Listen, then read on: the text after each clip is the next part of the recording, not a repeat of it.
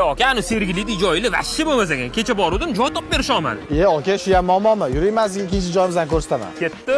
Sergelida odam ko'payib, kechqurun mehmonlar sig'may qolganidan Abuzar 5 yana bitta filiali ochilibdi. Bet ko'proq oilaviyga mos ekan. Alohida oilaviy kabinkalar, oilaviy zallar, даже детский zonaga qilib qo'yishibdi. Betda bilasizlar, 5 barmog'ini sindirib qo'yishadi. 5 barmog'ini parkent stilida. Parkentni o'zidan kelgan opalar tayyorlashar ekan. Go'shtlari yumshoqqina, qazilari qalin-qalin. Lekin menga ko'proq xamiri yoqdi. Suvga shundoq tashab, nechidir sekundda sirazi oldilar. O'zi ham al dente bo'lib qattiqqina bo'lib chiqqan. Yumshab yopishib ketmagan. Xamiridan 2 porsiya bo'lsa ham yevorardim rostdan. Baliqlarni ham Xorazmdan olib kelib, tortganda chista go'shti vazni tortiladi. Ustilari qarsildoq, ichlari sochni. Yana bitta har xil mayonezli va mayonezsiz salatlar. Bo'yin go'shtini xohlagan porsiyalab, xohlagan butun. Kichkina qo'zilarning go'shtidan tayyorlangan vagurilar. 20 xilga yaqin shashliklar yoki bo'lmasam Toshkentning mashhur norindan ham olishingiz mumkin. Kommentariyaga plus qoldirsanglar, narxlarni ham tashab beraman. Adres Eshonguzardan Raysentrga kirganda, Bekbaraka domlari tagida. Abuzar 5. Videoni sizga 5 barmoq olib berish kerak bo'lgan odamga ham yuborib qo'yamiz. Aniq lokatsiya Telegram kanalda.